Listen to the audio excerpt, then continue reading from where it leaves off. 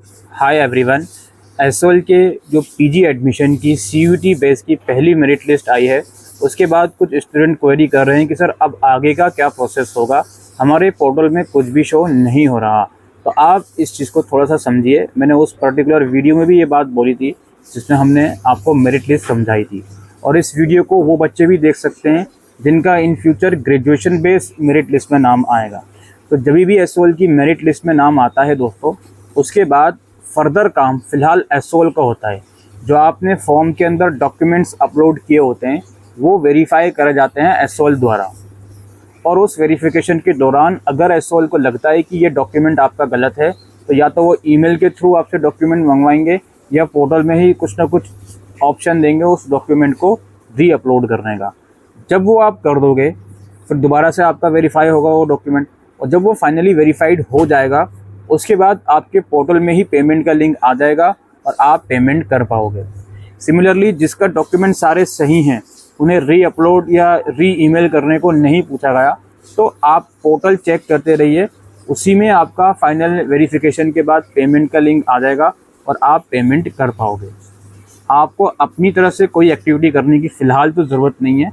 अगर पोर्टल में कुछ भी ऐसा एक्शन शो हो कि हाँ जी आपको ये एक्शन करना है, तब तो कर दीजिएगा, अदरवाइज़ आपको फ़िलहाल एक्शन करने की ज़रूरत नहीं है। ये बात मैं इसलिए भी बता रहा हूँ कि हो सकता है 1% वो लोग सीट एक्सेप्ट का बटन दबाएं या ऐसा कुछ करें। अगर ऐसा होता है तो पोर्टल चेक करते रहिए आप लोग, लेकिन अगर ऐसा ऑप्शन नहीं आ रहा, इट मीन्स कि ऑलरेडी वो वेरिफिकेशन में आपके डॉक्यूमेंट्स हैं, जब वो वेरीफाई हो जाएंगे तो हो सकता है वो ऑप्शन ना आए सीट एक्सेप्ट करने का, सिर्फ वहाँ पे पेमेंट के लिए आपसे बोला जाए और पेमेंट आपको कर दी जाए। ये बात हमने पहले भी आपसे कही थी, उसके बाद बच्चे वीडियो में ये कमेंट कर रहे हैं कि अब क्या करना है आगे।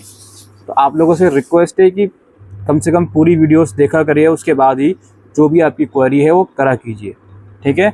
और ये अगेन मैं रिपीट करता हूँ, जो ग्रेजुएशन बेस पर जिसका रिज़ल्ट आएगा, अगर सिलेक्शन होता है इन फ्यूचर 20 अगस्त को, तो उनके साथ भी यही प्रोसेस होगा कि पहले वेरिफिकेशन चलेगा, वेरिफिकेशन के बाद डॉक्यूमेंट अप्रूव होगा, तभी पेमेंट का लिंक आएगा।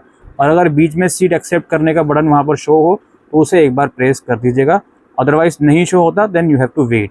और जो सीयूटी बेस्ड मेरिट लिस्ट में जिन बच्चों का नाम आया है, 12 अगस्त तक आपके पास टाइम है। तो अभी तो आई थिंक 7 अगस्त ही है, तो 5 दिन आपके पास हैं, आज को लगा अगर 6 दिन, तो वो सारी वेरिफिकेशन आपकी हो जाएगी और फिर आप पेमेंट कर पाओगे। लेकिन इतना याद रखिएगा, अगर कोई डॉक्यूमेंट गलत अपलोड किया हुआ है या कोई अंडरटेकिंग लगाया था, तो अब उसका ओरिजिनल डॉक्यूमेंट अब आपके पास होना चाहिए।